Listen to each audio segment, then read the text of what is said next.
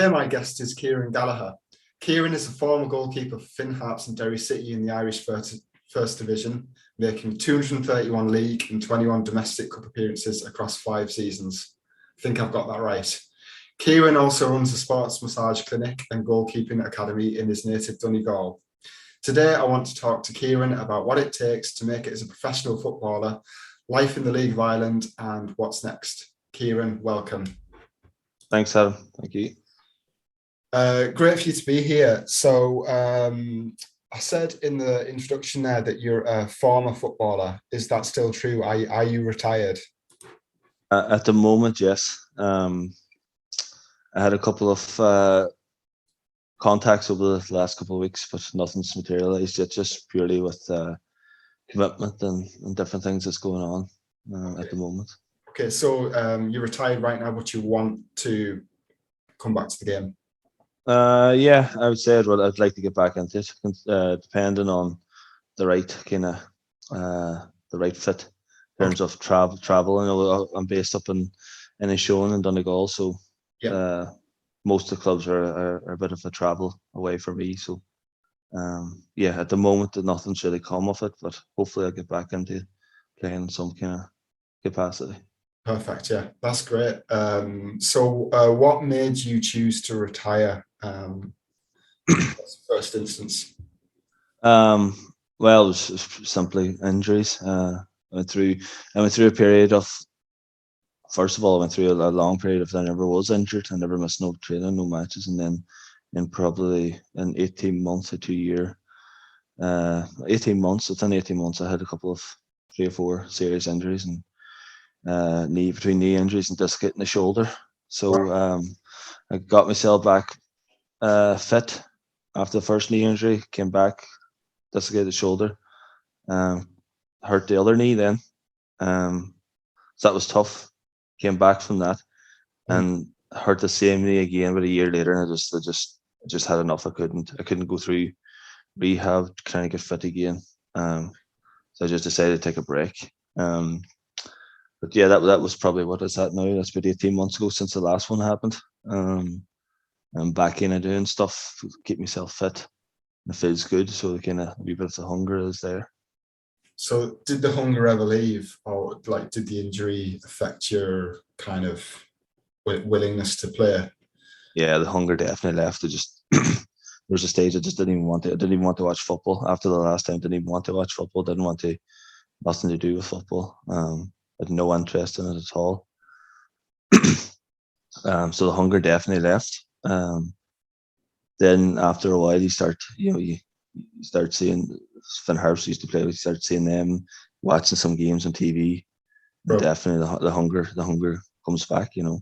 Yeah. So it was kind of like it was more of a mental block than an actual loss of passion or something like that.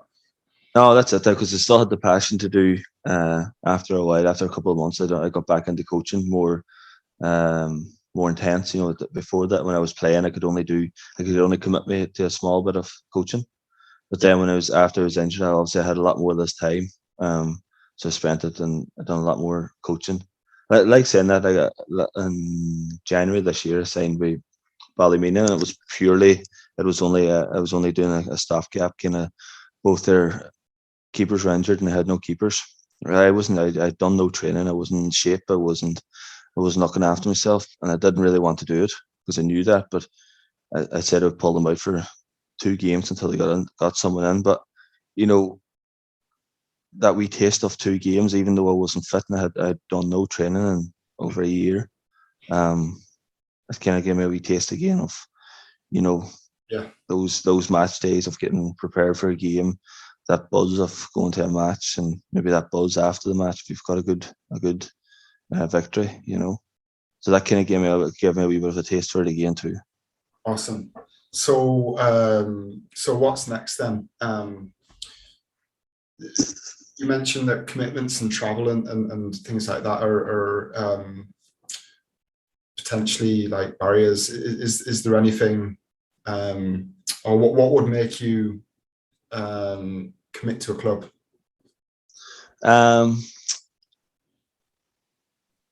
yeah, if it was just something that was maybe a bit closer, I don't want to say that less commitment, because when I go for something, I'm always 100% committed, and that's probably one of the reasons why I haven't gone with one of the clubs, because even though they've offered that only like some teams train twice a week and say it's only train once a week, but for me personally, I can't commit to only training once a week, because I don't feel like I would be Okay. in the best position then come the weekend for the match. So that, like, I could have worked around the once a week training and play at the weekend, but a part of me, I couldn't do that, because I want to be on 100%. Okay. Um, so yeah, if it was just, look, I don't know. The club I'm speaking of was an hour and 45 minutes away, and I just can't commit to that travel. So I want to take you back from the present, maybe it's more into your past. So why did you choose to become a goalkeeper? And I asked that question because when I was in school, it's kind of the position that um, people didn't necessarily want. Everyone wanted to be Ronaldo and not Schmeichel. Do you know what I mean? Yeah, yeah. No, for me, it's simply that my dad was a goalkeeper. Okay. It was as simple as that. I was probably a late starter. I didn't start playing football till I was about 10. Um, and I was just kind of probably just throwing in nets because appreciate my dad was a goalkeeper, so you'll be a goalkeeper. But I enjoyed it. Under 10 played in nets, under 12s. Then I started, they moved me out, and I played defence, but it's purely because I was bigger than the other kids, could kick the ball further. Right. It was nothing to do with the technical good or anything like that. So then that was probably for about a year, and then I went back to nets when they realised I couldn't run very fast. So I was a goalkeeper from probably then on. So yeah, look, I was exposed to a lot of training at home in terms of with my dad. At that time, what are we talking back in when I was 10, 2002, say 2003, 2004, there's no such thing as goalkeeping coaches. Okay. So especially in Donegal, sorry, I'm speaking for Donegal, there's no such thing. There was never anything like a goalkeeping coach. Wow. Um, so I was one of the few that probably had someone that knew a bit about goalkeeping at home, and we done a lot of work out in the garden. Now we had our good days and our bad days, like anything. Days where I probably didn't want to be a goalkeeper. Days where were really good. But yeah, I had that fortunate kind of help to me early on. So tell me more about the lack of coaches in Donegal. Like, do you feel like that's held you back in any way in your career in general, or like you say, you're one of the lucky ones to have your dad, but is that something that because you've set up your own goalkeeping academy, is that where that inspiration came from to do that? Yeah, I just like it was my dad's idea initially. Like we both involved in the academy, we both run it. But he seen an area where there was nothing for goalkeepers, and it was unfair because for me and other goalkeepers, we train with the team during the week, and we might stand in nets and in the station. 20 kids had shots at us, and there's no coaching. So we were expected to go out the weekend then and maybe play well, make saves. And my dad seen this. So when I was very young. I was probably only about 17 or 18. My dad set up the academy, and I helped him. And it was just purely to get some coaching for. We just took off all of a sudden. We had so many goalkeepers that came, and it was great to see. So yeah, we're still doing it. For me, over the last couple of years, I've really got into it more because I have the time. But yeah, my dad still does loads of coaching. We've still great numbers coming. It's actually now you have keep kids coming that want to be goalkeepers. They're maybe just kind of coming because the club has put them in nets, and the parents might realize that they need something to help them. But now it's kids want to be goalkeepers. I don't know if it's the new kind of modern way of football that they look at the Edersons and they look at the and they see it's really, it's a lot more than just saving shots. I don't know. Also, the girls, like when we first started off, we might have had one girl between 2 years coming to our coaches. Now it's so many girls. It's great. Like women's football in Ireland is really about to take off, and Brilliant, yeah. and it's great. It's great to see both boys and girls wanting to be goalkeepers. Yeah, because it's probably rare for Europe that soccer isn't the dominant sport in the country. So, like, do you really do you notice the trend in general for men's and for women's that it's getting more and more popular?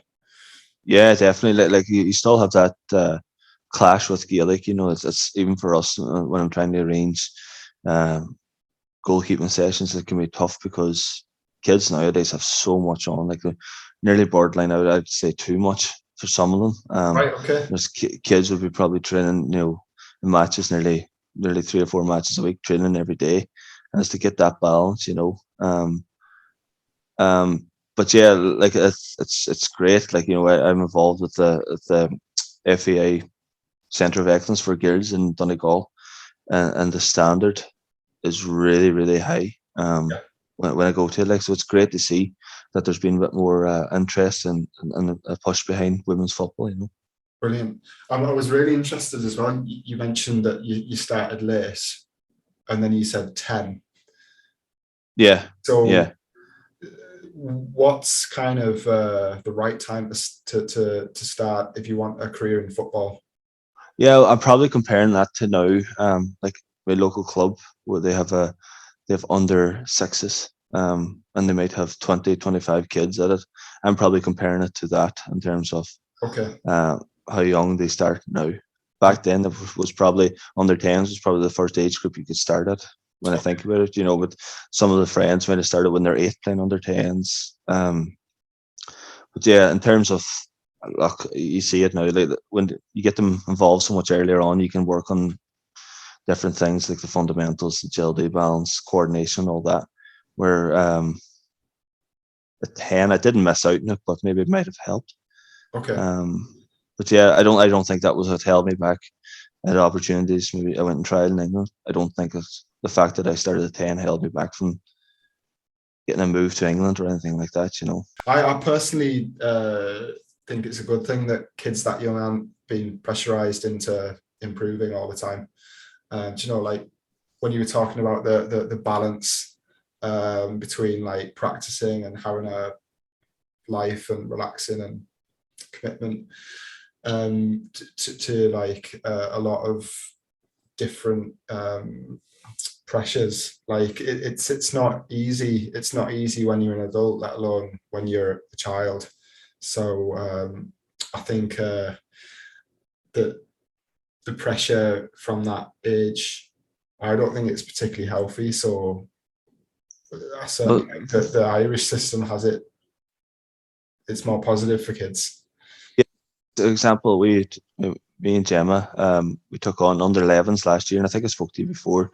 We were kind of coaching this wee group, and it was a kind of group that there's under 11s. There's a big age group. There's a lot of kids, so they had to split up, make 2 teams. So not nobody wanted, but there wasn't enough coaches for 2 teams. So we had someone for the A's, and we had no one then for the B team. So anyway, it ended up me and Gemma took them on, and they're a great wee bunch. But there was probably some of the first year involved in football for some of them. Yeah. Now we went through all of last year. We never won a game. We didn't even draw a game. We lost every game. And some games, I remember one game in particular, we lost. I think it was 19-0, but I wasn't really counting after 5. But something around 19-0. But we kept the group together. So this year we took them on again, and they've really improved, and they've picked up 3 draws early in the season.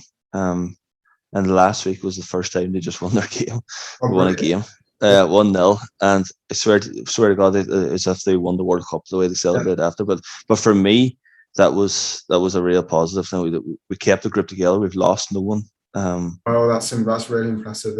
Yeah. That's the big one for me. That even when we were losing, that we were able to keep the group together, and we weren't losing kids at a young age. No, that's really impressive, because I've been involved in football teams just like that have gone a whole season without without even picking up a point. You know, and a couple of occasions getting slaughtered 19-0. Tough, like it's at a stage then you think you start questioning yourself, you know, what can I do differently? I know, and sometimes you might get frustrated. Because it wasn't a matter of fact that I wanted to win. I couldn't care less. I couldn't care less. But there's still that element to you that, you know, am I doing the right for the kids? You know, or what can I do better? You're always questioning yourself.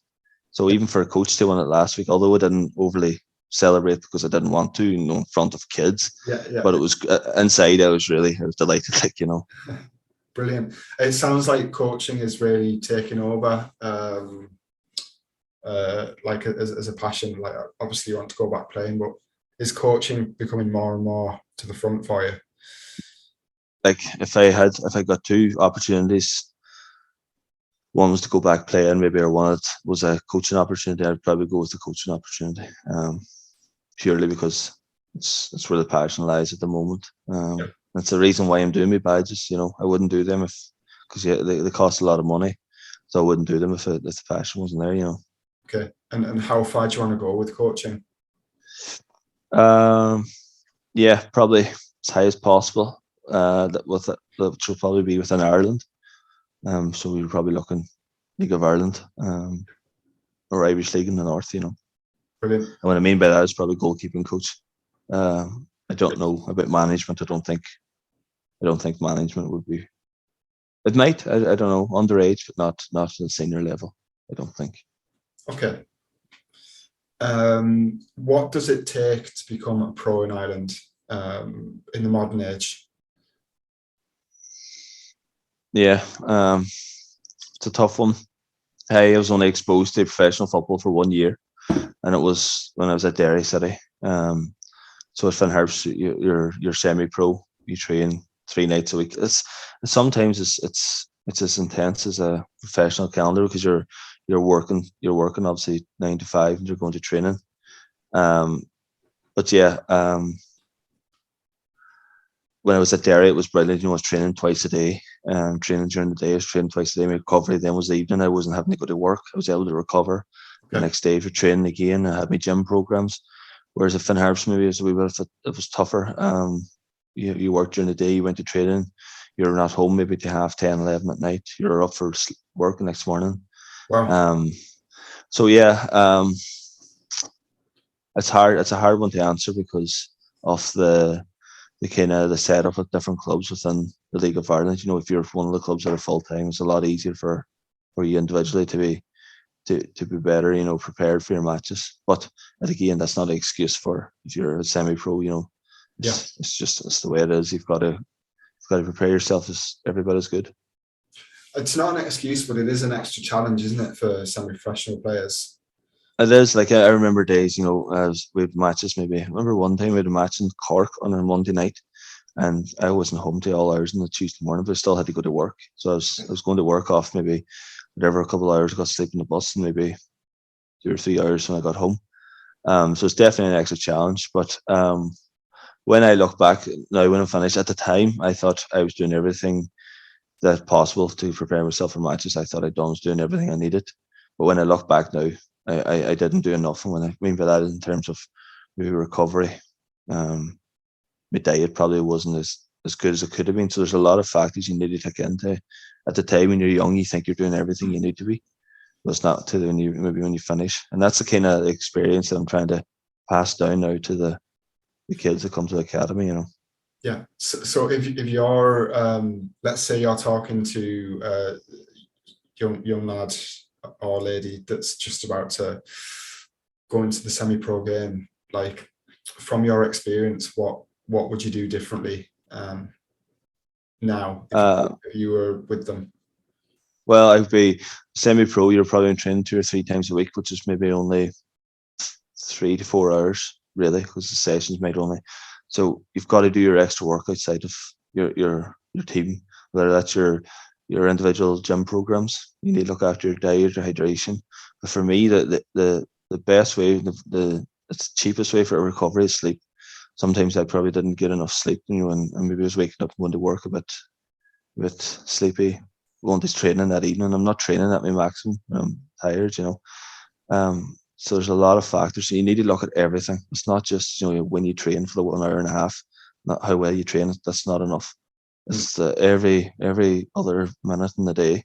What can you do to maximize your potential at the weekend or your performance? So yeah, I've learned a lot more of that obviously with doing the sports therapy work. In terms of sports massage and the benefits of it. Like I never would have got up on the treatment table for a sports massage.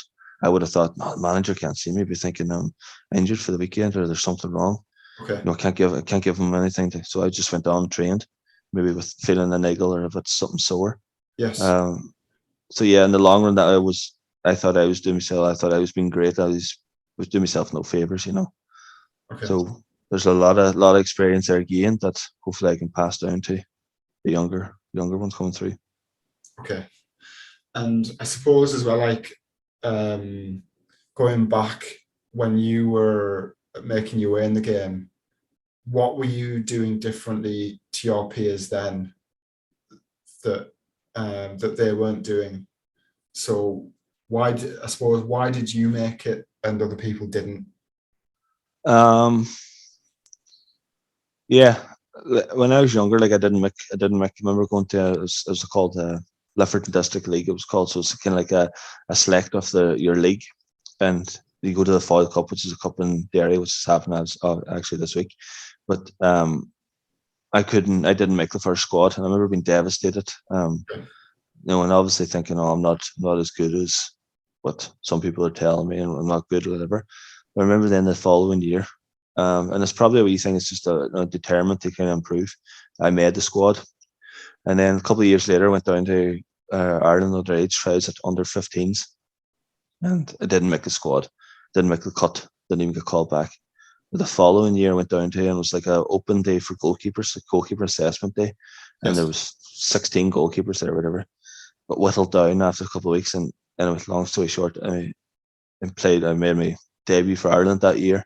So from going from the year before, not even called back to, and that was probably one of my strong points of just kind of determined to maybe after.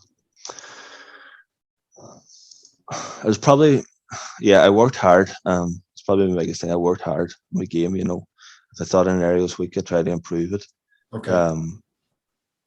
But then, and on the flip side of that, what probably held me back was the mental side of the game. At the time, I thought I was, but looking back, and even through when I played with Harps at times, I was probably, I want to say mentally weak, but maybe not mentally strong enough to cope with maybe setbacks or disappointments or steady or constantly question myself. After a mistake, maybe taking it too hard. After a good game, maybe not enjoying it enough. So yeah, that was although I played at a decent level within Ireland. I do think that underage, when I was younger, I had probably a chance to play at even higher level. But what held me back was definitely maybe a bit of self-belief and really self-belief to kick on. So take me back into that, because I thought the question that I asked was like a positive question. Like there was a lot of things that you did to get to the level you're at. Like I've played football and never even come close to the level that you're at. So from my view, at the level I've played, I'm looking up at the League of Ireland level going, wow, it takes a huge amount of stuff to get there. But then from your perspective, you're seeing from where you're at the other levels as well. The next levels. So, and then you were talking about mentality and your mindset and not enjoying the successes. Like Gemma would joke now at times, and say on a Friday night when we played in Fun Park, and I'll come out after defeat. I would jump in the car, and this is, it's annoying because it's so true that should know almost right away. Oh, here we go again. He's going to be in a bad mood now all weekend because I've lost again. And I don't want me to come out and start joking and laughing and do you know what I mean? But there's a balance to it. I would let it affect my whole weekend. Come to Monday again, Monday morning, get up looking forward to training, So there definitely is a balance. Yeah, you can be disappointed initially, but I think it's how you cope with that initially and park it and move on and look forward to the next one is massive. Where I spent too much dwelling on maybe did I make a mistake for a goal the night before and dwell on it all weekend. I'd relive it in my brain, thinking what should I have done and kick myself. Whereas I use so much energy on that when it could have been that energy could have been used in the next morning. Maybe sometimes I did, but I didn't do it enough. But maybe going to the pitch and maybe working on something or doing a recovery session with a wee bit of a benefit to it. So it's them kind of things are frustrating when I look back on my career. So talk to me then about because you mentioned the mindset as well. So how would you change your mindset if you were approaching those situations again? Well, I'll talk about mindset, and this is probably my most frustrating part and comes to mindset is when I played with Ireland. So we used to get this the squad would be announced maybe a week or two before we go away on a trip, and I remember I used to hate it not because I was in the squad, but the squad used to come out and keepers be at the top, and Ciaran Gallagher, Castlefin Celtic. It's the club I played with through my youth. Yes. And next thing would go down. Robbie Brady, Manchester United at the time, Jeff Hendrick, Derby County, so on and so forth. Oh, okay. I used to hate it because thinking, oh look at him, he's only playing with a wee club over in Donegal that playing in a wee local league, and I'm playing up with these. Like at the time, Robbie Brady had a sponsorship deal with Nike. He used to land the games he used to land the trips no boots because Nike would send new boots directly to wherever we were going for him, and there was me then come with maybe a pair of boots that my dad had to buy 2 months ago. Yeah, but my point, and it was a thing where I deep down didn't think I belonged in those squads because of that. And although I had some great days, like I had some great games for Ireland, and I was nominated twice at under 16s and under 17s for Player of the Year, it's still never ever believed that I deserved to play for Ireland underage.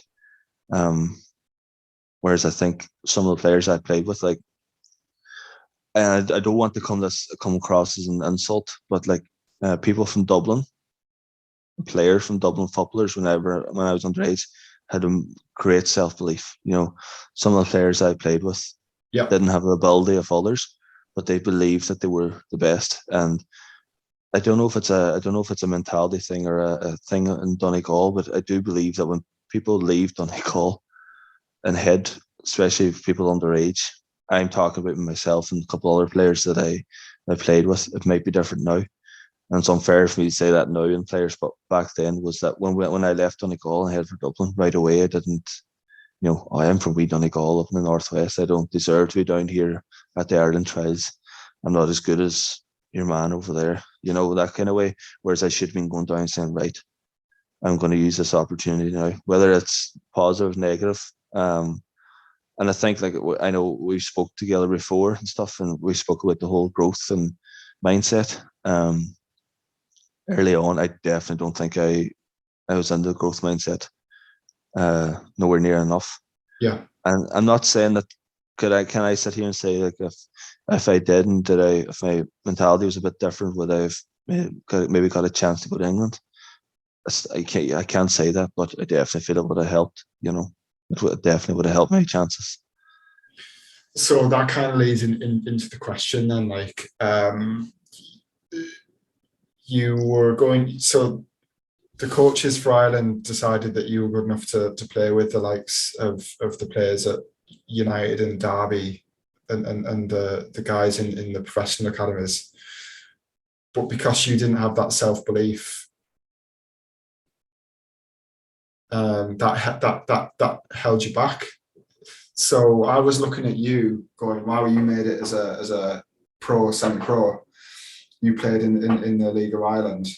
And I'm looking at you going, wow. And then you're looking at when you're a young man, you're looking at the guys playing for the clubs in England going, wow, look at them as well. Yeah.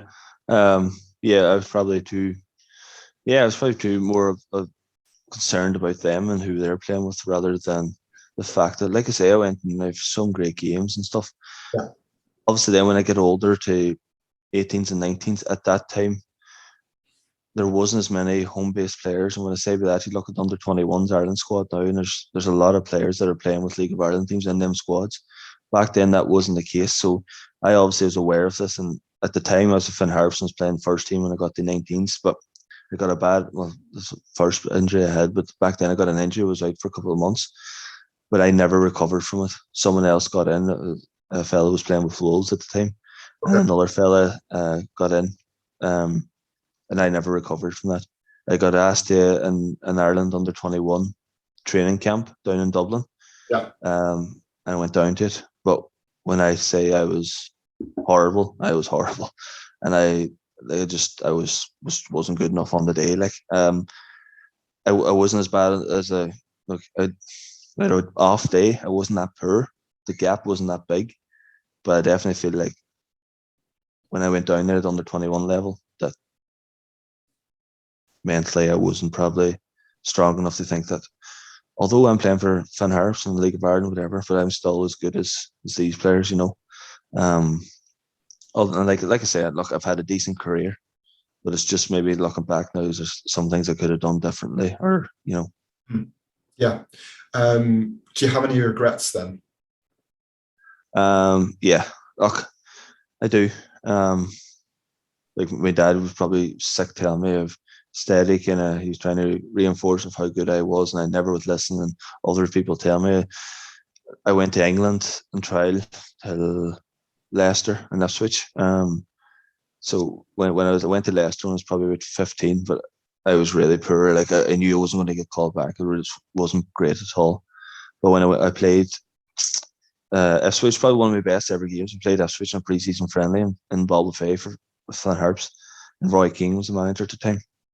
Yeah. And Yeah. the next morning, I got to train with Shane Supple was the key, and Richard Wright was the keepers. So I got to train with them the next morning, and off that, I got asked to go over and trial. So off I headed anyway, and I done okay. Like I don't know if they thought I was older. Well, I was only 17 at the time. I got trained with the first team. But I remember going over and training the first team at Finn Harps. And no disrespect, the first team at Ipswich, like John Stead was the striker time. I remember hitting a shot at the time, and I actually thought it broke my wrist. You know, Right, that was okay. that was the difference in the levels. You know that, but I done well. The match I was meant to play in over there was called off due to waterlogged pitch, and anyway, I came home. They're going to keep an eye on me, and they're going to ask me back over when my season was over or something like that. So I came back, and a couple of weeks and months passed, and there was a scout at a good few of the Harps games, you know, in Ipswich one, and we watched. But anyway, long story short, they changed the man. Roy Keane got sacked at the time, or walked, or whatever it was, and there's other big changes and everything, and that was it. That was I never got the call again, you know, and that was the kind of chance gone. Okay. So yeah, it's kind of then there was times like I had a couple of wee half chances, and maybe things went against me. Leicester as well. The game was called off. The two times we went to trial in England, the two games were called off. Yeah. You know, it's kind of wee things like that just went against me. But look, that's not a regret. I can't influence those. That's not a regret. It's just maybe wee things that, you know, that wee bit of luck that I was kind of needed. Yeah. So you didn't have the luck of the Irish. Definitely not. Had the Irish well right enough. But Yeah. It sounds to me like I don't want to make any assumptions, but like the regret isn't that you went and did all those things, because like you said that you couldn't change them, but it was the mindset that you regret. mindset, definitely. Like I do. There is a regret there that I could have done more. I could have trained more. I could have done more. Could have worked in the areas of my game that I thought was weak. I definitely could have done more. I done a lot. Like I looked after myself, but I always could have done more.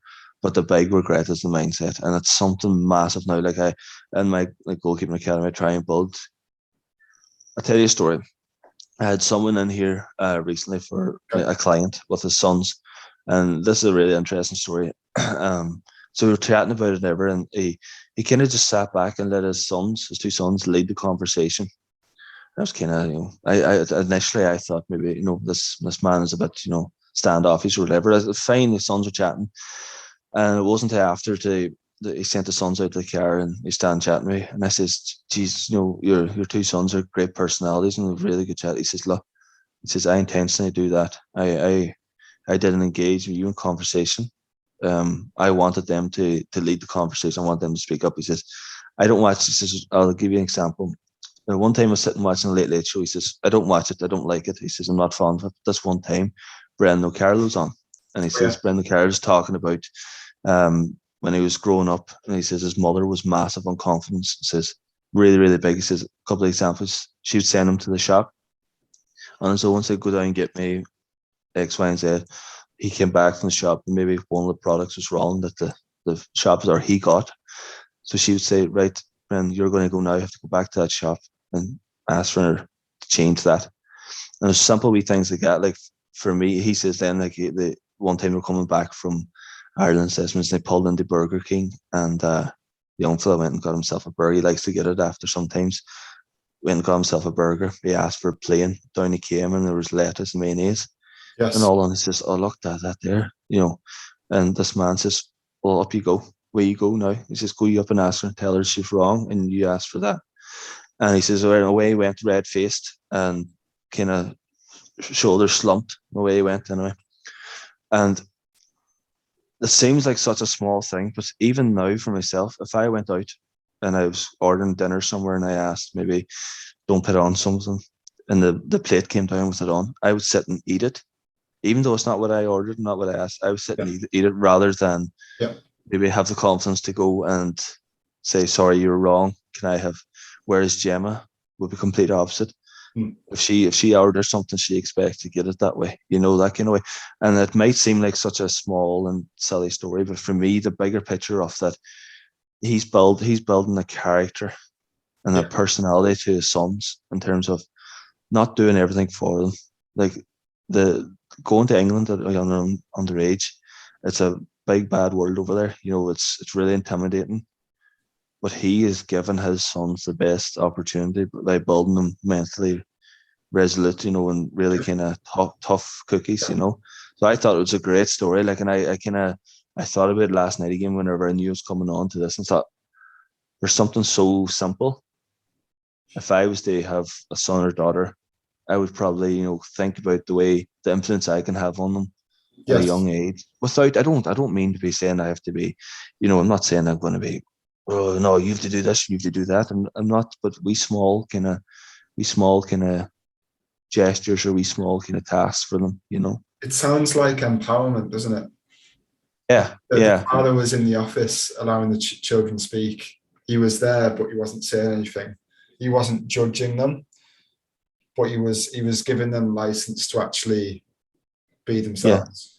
Like he had to be here because they're under 18. You know what I mean? Yeah. So he was here in that capacity that he had to be here as the parent, but he wasn't. He wasn't here within conversation. If that makes sense, like he didn't contradict anything they said. Yeah. He didn't agree with things he said throughout the conversation, but he never made it known. He let the young fellas have, and like I couldn't believe it because, and I don't mean this in a negative way to any others, but I've had kids in here, when I would try and the parent be here, and I'd try and always try and speak to the client, regardless of age, Yeah. and maybe at times get really tougher, sometimes even awkward because maybe I'm thinking, "God, what am I going to talk about next now?" It's really like dragging the Sure. conversation out. Sure. Whereas these two young fellas, like, they were leading the conversation. I was in their conversation. You know, Yeah. there wasn't a case that they were in mine. I was in their conversation. And then, they asked me things about I had my Ireland caps up in the room. They were asking me things about Ireland. And it was a really enjoyable time with them. And the fact that they're only 12, 15, they spoke and their mannerisms went on like a more probably like a 18, 19 year olds, the two of them. It was really good. Like, Wow.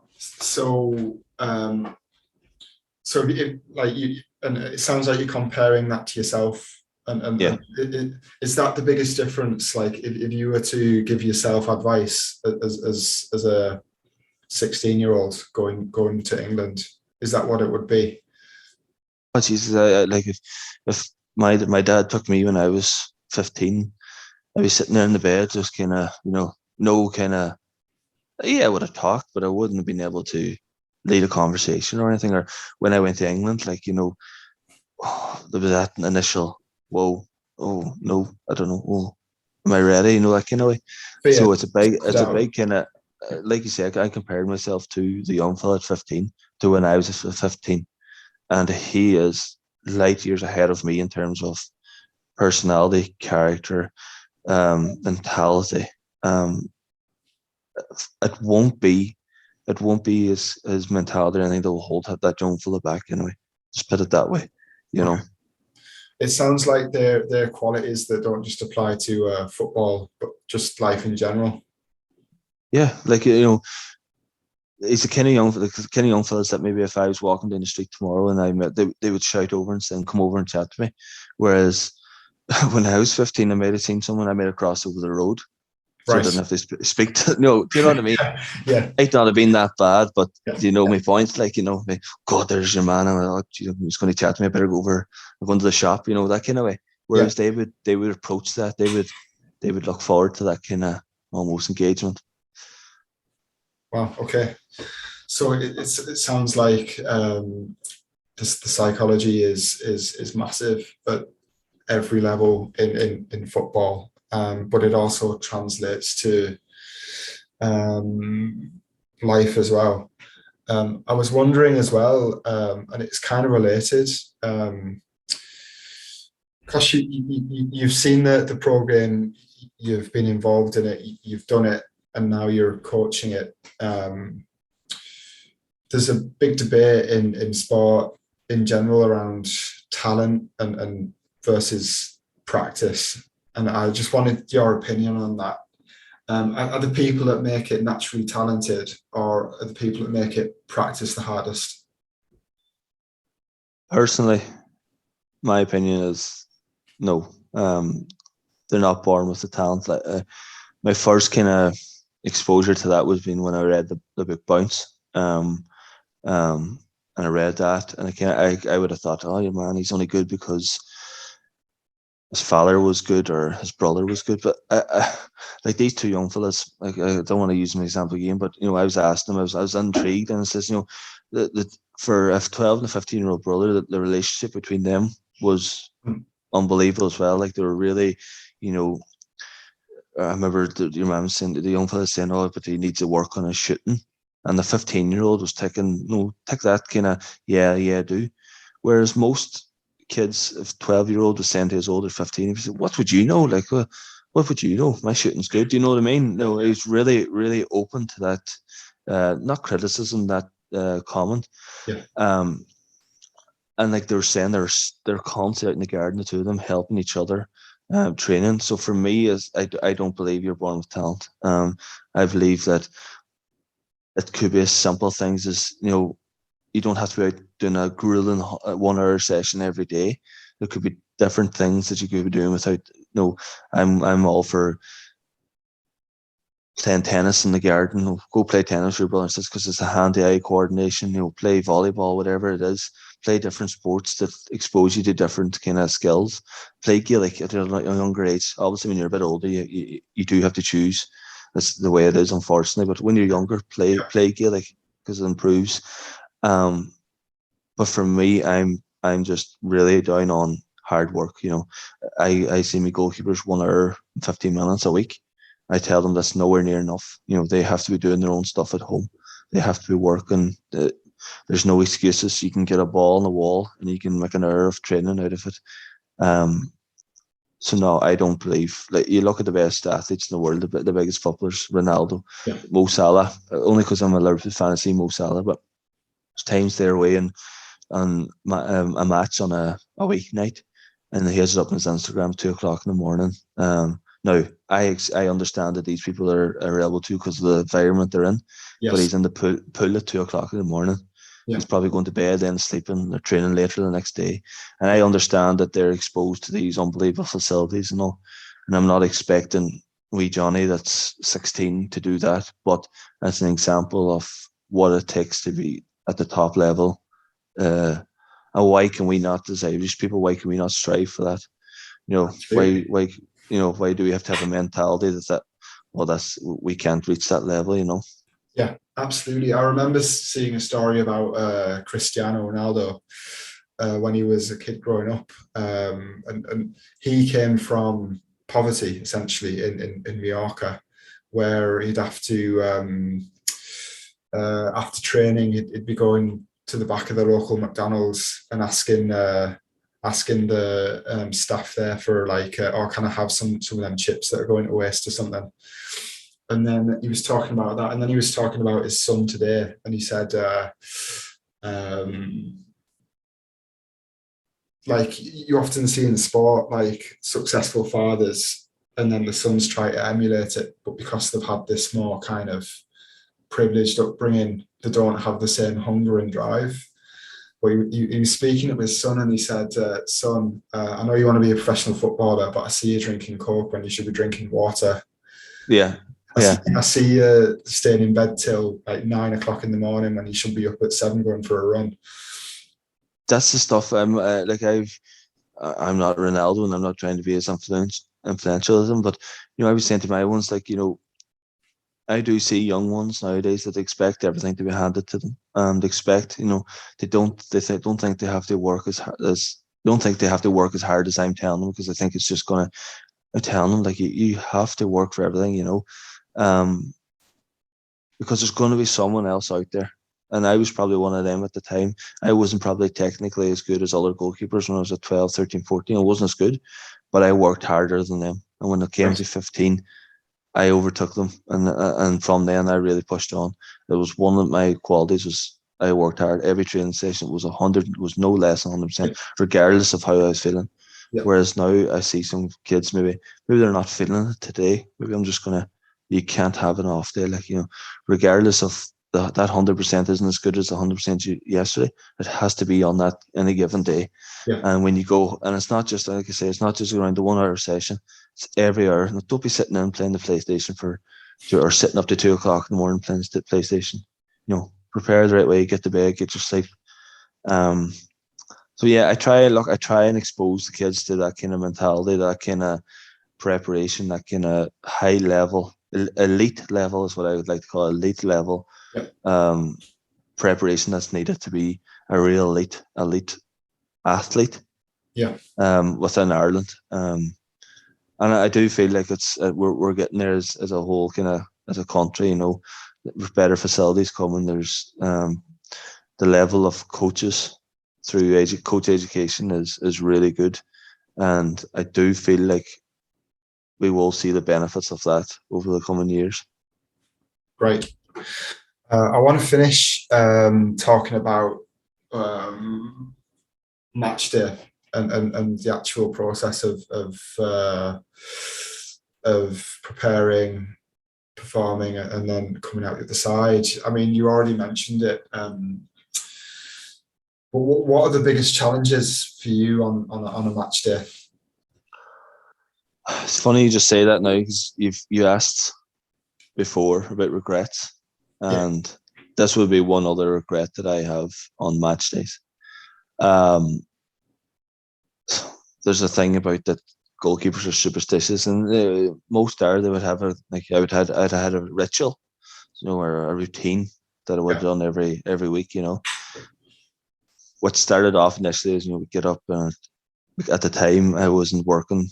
I was only a student, so I would have my nap at 1 o'clock, get a bit of sleep during the day, get up, have my pre-match meal, and then prepare for the game. Within then pre-match, I'll go for a warm-up and come back in, and as I'm getting ready, then I might just say a prayer or two. So it just simply started off as a prayer or two. It was purely just, it was something that was started by maybe my dad through encouraging, and by no means am I saying I'm a holy Joe. I'm not. I'm not. I could be, a lot better in terms of, my beliefs or whatever. But then it stemmed that if I went through a difficult period, that 1 or 2 prayer became 3 and 4. Okay. And it was almost a coping mechanism, but it got excessive, and I'm not going to do real detail of, but it got excessive where I would say some before I left the house, before I go to the match, and I would say some before the match.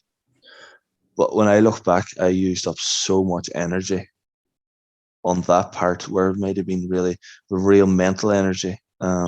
Okay. Where it almost went from I was doing it as a positive, that it became that if I didn't do it, it was a real negative. Or Okay. does that make sense? You probably Yeah. know what that is. It was like it was like a mask for anxiety. It was like a crutch where, and again, like you're talking about superstitious behavior. If I don't do this, therefore I will play badly, and Exactly. that becomes All the time. it becomes obsessive then. It was really obsessive having, like, I mean, it was really obsessive. Like, I had to step over the white line with my right foot first. I had to. Oh, okay. Yeah. I was so obsessive. And for me, looking back, like at that time, I was going through. I was young. I was only 18, 19. I was playing first team against grown men, 20. I had tough times. I was never ever taken out of that situation where I was going through maybe a period where I was playing really poorly. I was never taken out of that situation. I don't know if it was because there was never anybody else there that they trusted to play, whatever. But there was times and I look at it now, and I can almost tell kids, don't panic. There's time enough. You know, I always see, like, I'm not comparing me to Liverpool, but Jurgen Klopp will always kind of, when he makes a new signing, he'll bed them in, he'll give them a bit of time, they'll take him back out, give him a few games off, put him back in until he understands. Whereas I was kind of just went from playing under 16s with other 16, 15, 16-year-olds, throwing right in to grown men. Like, there was 3 weeks difference or something, throwing right in and playing with grown men week in, week out. And it's an unforgiving place. So then, obviously, I then felt like I need something here to help me. And my granddad passed away, so obviously it started off initially as just maybe saying a prayer to my granddad. Yes. But then, it's almost like, look after me, sure I'm safe, blah, blah, blah. But then it went to a real kind of, real upset. That's a great word, obsessive, just that I needed this to play well. It was nothing to do with what I'd done all week in training or how I prepared. It all, whether I was going to play good or bad, knuckled down, was dependent on this 2 or 3 minute period in the dressing room, which when I look back now is just crazy what I done, So yeah, that's a massive regret that I had. I would love to see now, if I went back, that could I have the mentality of just to prepare all week, prepare the day of the game, rock up with my kit bag, get dressed, go on the pitch and see how I could perform compared to before. And if I do go back to football, that is how I'm going to approach it, because I would like to try that, Well, and I was just going to say, like, there's been a theme throughout the whole conversation, and it started at the beginning with around 100% commitment and 100% hard work. And we've touched on that every single interaction in the conversation. And it kind of sounds like, to me, there might be a bit of unfinished business in the game for you. That do you feel like it's really important that you go back and implement all of these things you've learned? Yeah, I do. I also feel like when you say unfinished business, I feel like I never ever really got the credit that I deserved for maybe some of the great performances that I put in, and I never was really held in a high enough esteem in terms of. And I don't want that to sound that I'm really being really cocky in terms of that I think I'm unbelievable, but I do feel it, the hard work that I put in and the performances I put out, and I never ever got the kind of credit for that. So there's a bit of me still, I think, that, and me thinks that I can still prove to these that I'm a top keeper. Like, I'm only 30 at the moment. Like, so in terms of goalkeeping years, it's still pretty young. Yes, absolutely.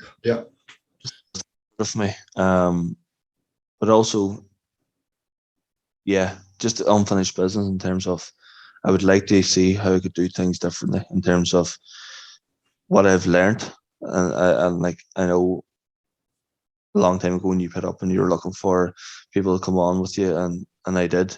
I found that massively beneficial. The couple of times we spoke together and the whole mindset thing. Even doing this today, like I know I said to you that this is way out of my comfort zone, but it's I wouldn't have done this 3 or 4 or 5 years ago. I would have looked for an excuse to avoid it. But now I'm starting to kind of have that mindset where I can do this. Yeah. When you put this up, I'll be able to watch it back and maybe say, well, the way I went on or what I said there maybe wasn't correct or whatever. Whereas before, when we done video analysis in football, I used to dread it because I used to hate watching myself on screen and cringe every time the ball came through me. Is that the way I really run? Any kind of things. Whereas now, I feel like I'm a lot more open. And again, I know you're going to tell me that's the whole growth mindset. And whereas before, I don't think maybe I wasn't open to watch myself or maybe some feedback. I wasn't open to it because I seen it as a negative and I took it that they thought that I wasn't good enough, you know. So yeah, I would love to. I feel like I would go back a lot more mature. If I was to play a lot more mature, I would have a greater influence in the dressing room in terms of on the younger players. Yeah. And I would probably lead by example. But also if there is a young player there that maybe is struggling, that I would feel that I would kind of like have that arm around the shoulder, maybe influence on them and help them through. When looking back, there probably wasn't anybody that done that at times. You know. So yeah, that's the answer to that. Long and winded, but Oh, that's a great answer. Last question, and thanks a million for the conversation today. By the way, it's been really interesting, and it's related to the pitch. And we have a little joke about it beforehand, but I'll ask it anyway. What position on the pitch is the most difficult? yeah, goalkeeper. I'm just gonna say straight down because Yeah. it is so unforgiving. Like there's a thing. I do think it's not changing, but there's a thing whenever I was put up as a whole goalkeeper union. It's obviously still a thing now. But when I was growing up, the goalkeeper went and the goalkeeping coach went and trained in isolation on the far corner of the pitch, and the rest of the team trained on the other side. Blah blah blah, and they might come together for a game match at the end. But when I think back in that now, I think that was that. I still do think it's such a negative. You're expecting the goalkeeper Yep. to go out and play with these other players at the weekend, yet all week during training, they're training on their own, and it's almost like two different kind of units come together then. Yeah. Whereas I know that's changing now, where the goalkeeper's more involved in drills and sessions with their defense and different things. Do you know my point? Yeah, absolutely. Whereas Yeah. the whole goalkeeper union thing could have been it's a good thing to bring a goalkeeping, but in the grand scheme of thing of the whole overall, I do think it was a detriment to the goalkeepers because at the weekend then maybe sometimes when the goalkeeper made a mistake, there maybe that wasn't that togetherness but that real kind of Yeah. click with the defenders, whatever. Say, you know what, come on, that's happened, it's fine now, let's go again. There wasn't that kind of togetherness. The camaraderie, yeah. Yeah. Whereas now I see it, when the goalkeeper's in joking around laughing with the defenders, and there's that togetherness and that team, that real cohesion.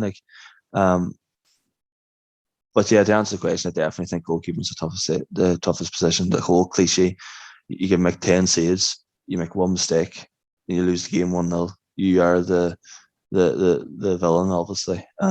It's actually true. Yeah. It's just it's a tough position, and I do think that the training the goalkeeper can be, is the training's obviously a lot difficult, but I do feel like the benefits and the stuff that they would get out of these kind of talks and with working with yourself, is definitely beneficial. Obviously for every position. I'm not saying the others wouldn't benefit it, but really for the goalkeeper to really talk to people and get their head around the whole mindset's part of the game. Ciaran, thanks a million. No, thank you. I enjoyed that. Probably talked a bit more than I planned to, but Look, the more you talk, the less I have to. So yeah, well, hopefully people didn't fall asleep anyway. But hopefully not. Thanks. Bye for now.